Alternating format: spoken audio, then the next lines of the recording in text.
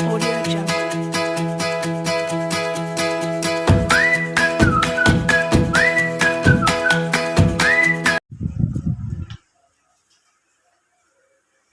Assalamualaikum warahmatullahi wabarakatuh.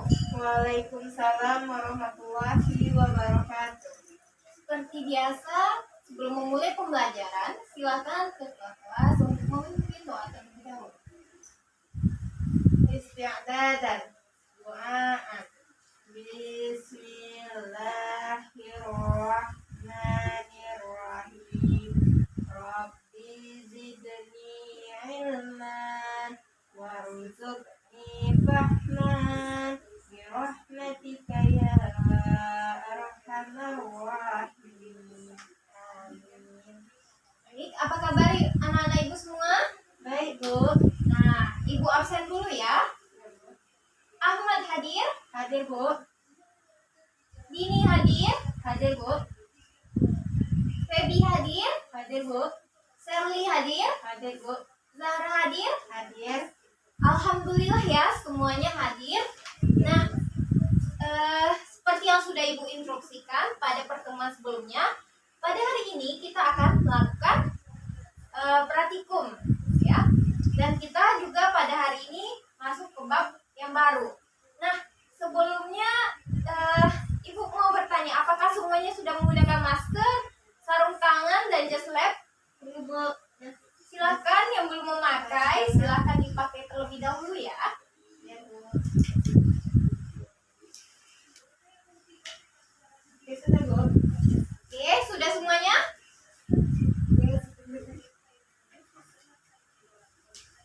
Dah. Sudah? Nah, jadi kalian semua jangan lupa mengenai tata tertib di dalam selama berada di laboratorium ya. Nah, ibu tidak harus menjelaskan lagi apa saja tata tertib saat berada di laboratorium. Dan ingat, kalian harus menjaga kebersihan di laboratorium. Dan ingat juga apa yang boleh dilakukan selama di laboratorium dan apa yang tidak dibolehkan di dalam laboratorium ya. Oke, paham semuanya? Paham, Bu. Oke. Nah, pada pertemuan sebelumnya itu kita belajar mengenai apa, anak-anak? Mengenai itu, Bu. Ya, silakan. Bu, ya. Termokimia, Bu. Ya. Pada pertemuan sebelumnya itu kita membahas mengenai termokimia.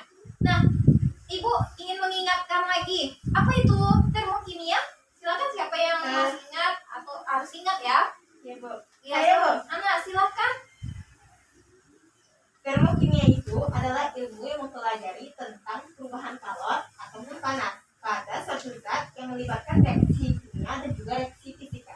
Ya, betul ya. Jadi termokimia ini merupakan ilmu yang mempelajari tentang perubahan kalor atau panas pada suatu zat yang melibatkan reaksi fisika dan reaksi kimia.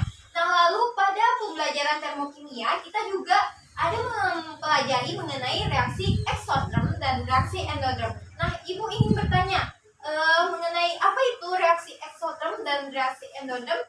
Ya, Bu. Nah, silakan. Reaksi eksoterm itu adalah reaksi yang disertai dengan perpindahan kalor dari sistem ke lingkungan. Ya. Sedangkan reaksi endoterm itu adalah reaksi yang disertai dengan perpindahan kalor dari lingkungannya ke sistem. Oke, bagus ya. Ibu harapkan semuanya pada masih ingat ya materi kita pada pertemuan sebelumnya. Nah, lalu ibu-ibu ingin bertanya, siapa di sini yang ke sekolah menggunakan sepeda motor? Saya, Bu. Ya. Nah, lalu siapa yang menggunakan angkot? Saya juga. Nah, yang berjalan kaki ke sekolah ada? Saya, Bu. Nah, ibu ingin bertanya lagi, jika seandainya jarak rumahnya sama, ada yang menggunakan sepeda motor, ada yang menggunakan angkot, dan ada yang berjalan kaki. Nah, pertanyaannya, Bu, siapa yang sampai ke sekolah terlebih dahulu? Yang menggunakan sepeda motor, Bu. Nah, iya, yang menggunakan sepeda motor. Nah, jadi ini ada hubungannya dengan kecepatan atau laju. Dan bab kita pada pertemuan hari ini adalah mengenai laju reaksi. Oke.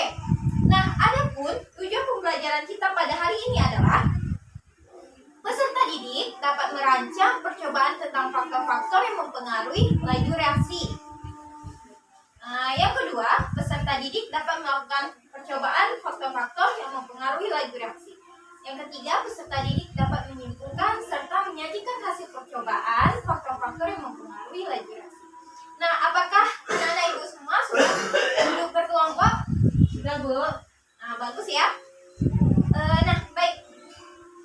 Ibu akan memberikan LKPD kepada anak-anak ibu semua. LKPD-nya ya. Nah, baik. Pada hari ini kita akan melakukan percobaan mengenai laju reaksi kimia. Nah, nantinya kita akan melakukan percobaan itu mengenai faktor-faktor yang mempengaruhi laju reaksi.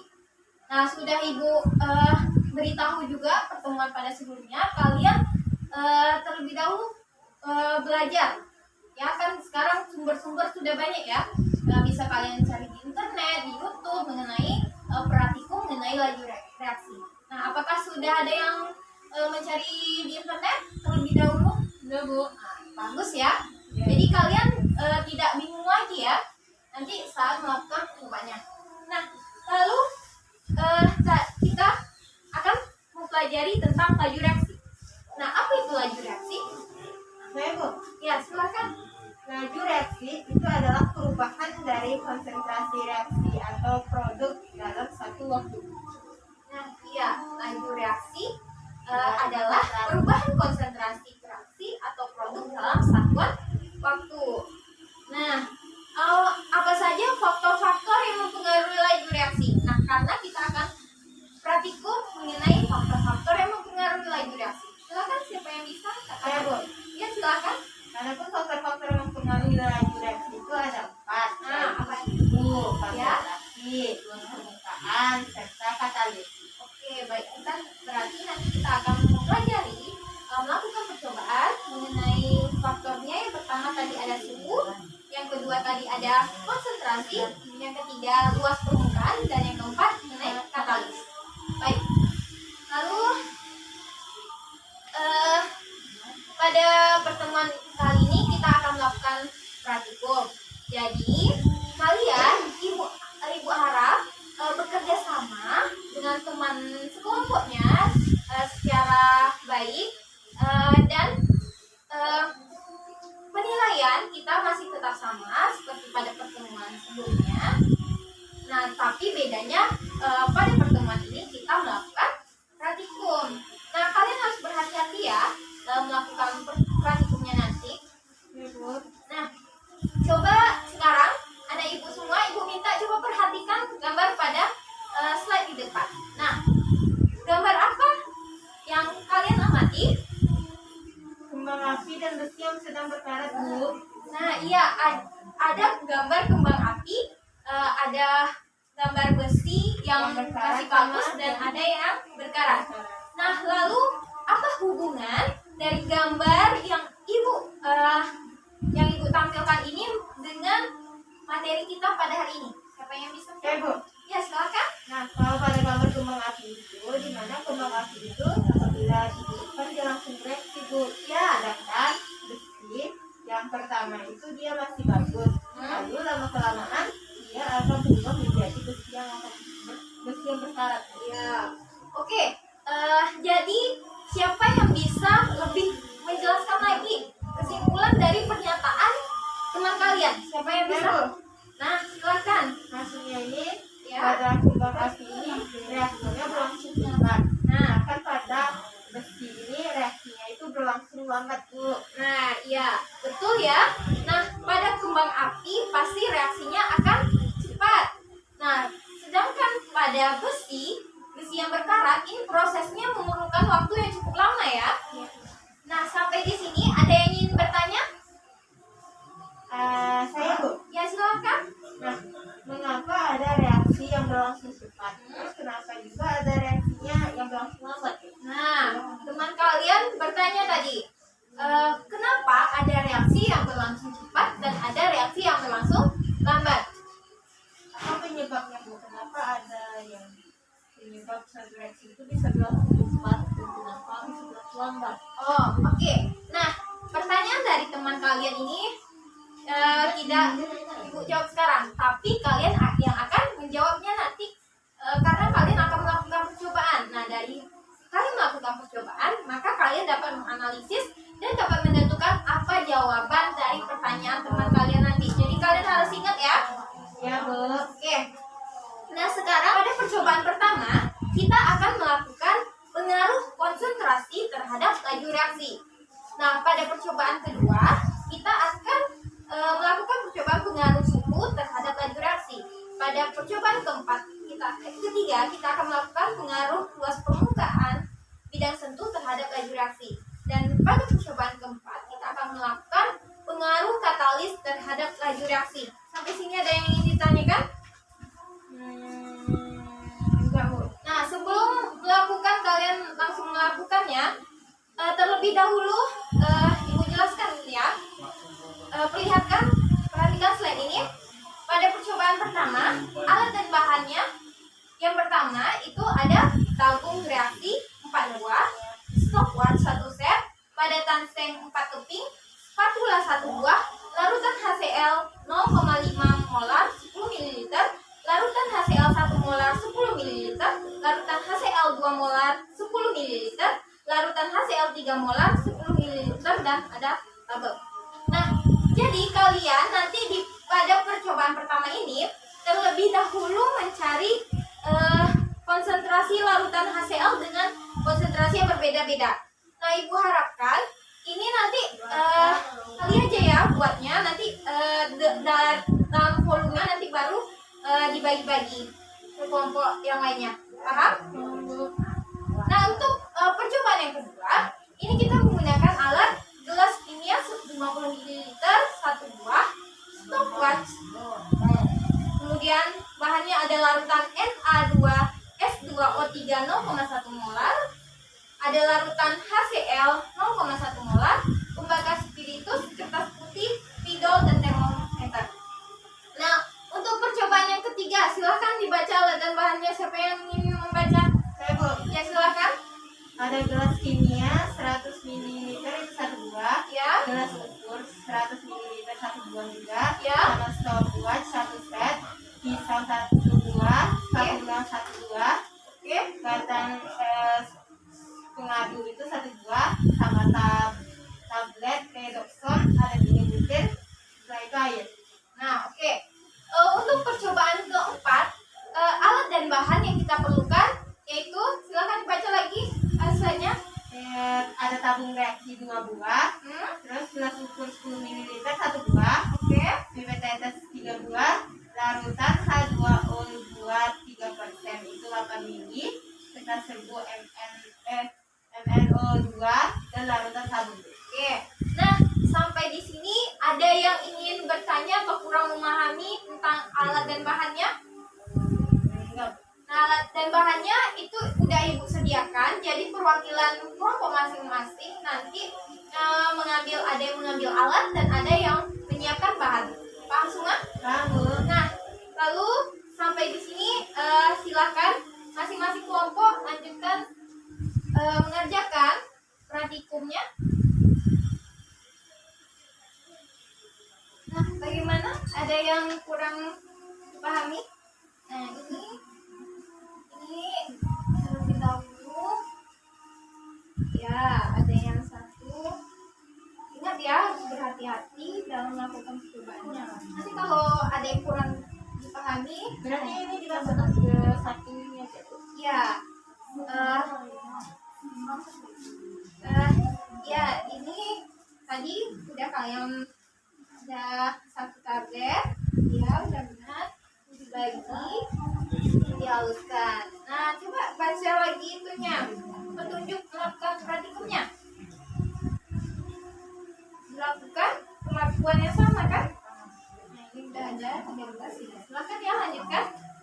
Audio Jungle. Audio Jungle.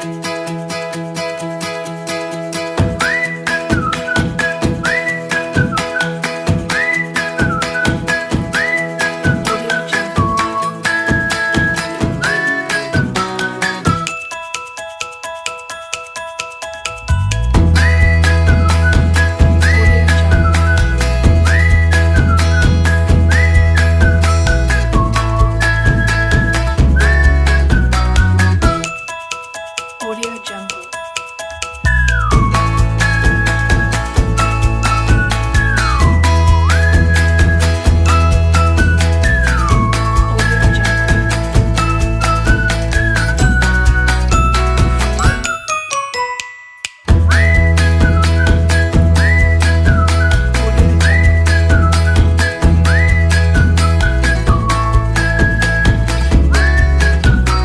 Audio Jungle. Audio Jungle.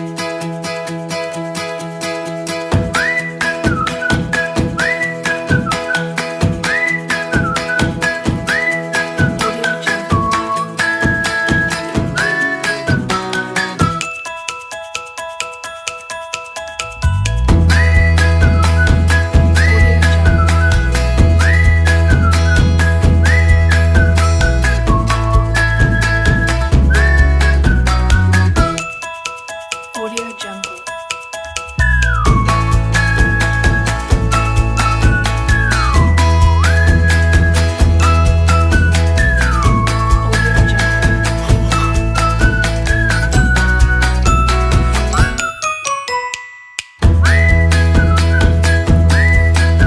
Audio Jungle.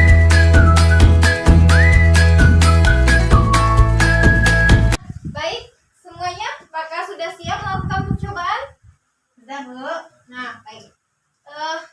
Untuk selanjutnya, Ibu harapkan kepada perwakilan masing-masing kelompok untuk membacakan hasil pengamatan selama melakukan percobaan.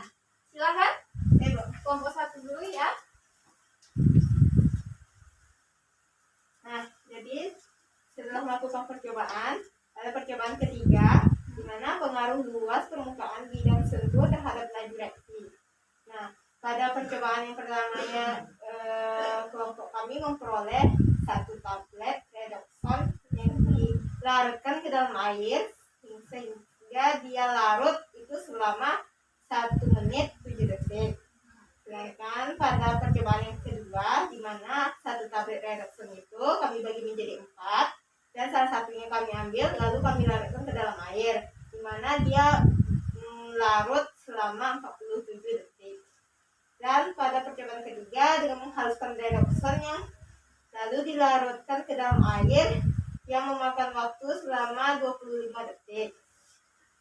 Jadi pada percobaan ketiga ini serbuk redoxon itu lebih cepat larut di dalam air, serta yang kedua redoxon yang dibagi 4 ini yang lebih cepat. Baru yang terakhir satu tablet redoxon hal ini dikarenakan semakin kecil ukuran suatu materi maka mengandung arti memperluas permukaan sentuh materi tersebut. Suatu reaksi kimia akan berlangsung melalui tumbukan-tumbukan dari molekul-molekul zat yang bereaksi, sehingga semakin luas bidang sentuh, kemungkinan terjadi tumbukan semakin besar juga. Jadi semakin besar permukaan, semakin cepat reaksi, dan begitu pula sebaliknya. Oke, tepuk tangan dulu pada kelompok satu. Nah, bagus ya. Nah, alhamdulillah ya, semua kelompok sudah maju. Dan Ibu lihat tadi dari hasil pengamatan masing-masing kelompok itu perbedaannya itu per detik hanya selisih sedikit. Jadi menurut Ibu kalian sudah melakukan percobaan yang hampir sempurna. Tepuk tangan semuanya. Nah, oke. Ibu akan memberikan soal pada kalian semua. Silakan dikerjakan dengan baik dan benar dan tidak bekerja sama, oke? Sudah selesai? Silakan dikumpulkan ke ketua kelompoknya aja dulu ya. Ketua kelompoknya silakan dipegang. Nah, ada yang ingin bertanya mengenai pembelajaran kita pada hari ini yang kurang mengerti? Enggak, Bu. Tidak ada? Enggak. Nah, tadi di awal ada teman kalian yang bertanya, Pak, ada reaksi yang berlangsung cepat dan ada reaksi yang berlangsung lambat. Nah, silakan siapa yang bisa menjawab pertanyaan dari teman kalian? Saya, Bu. Ya, silakan coba dijawab. Jadi, adanya laju reaksi yang dapat berlangsung cepat ataupun berlangsung lambat itu bergantung pada zat-zat reaktan yang saling bereaksi. Sehingga laju reaksi itu juga dipengaruhi oleh suhu konsentrasi, luas permukaan, dan katalis. Yang dimana ada yang faktor-faktor tertentu yang mempengaruhi kecepatan dari satu reaksi. Oke, bagus ya. Jawabannya jadi, mengapa ada reaksi yang berlangsung cepat dan ada yang berlangsung lambat?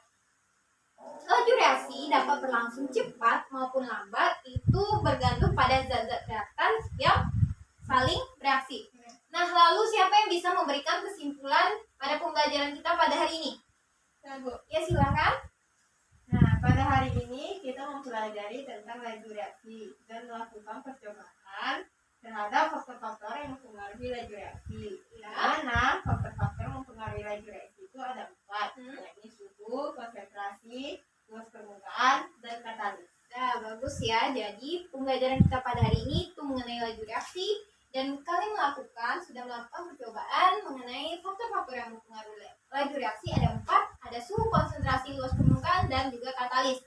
Baik, selanjutnya silakan dikumpulkan LKPD, latihan tadi, juga resume masing-masing. Ya, terima kasih.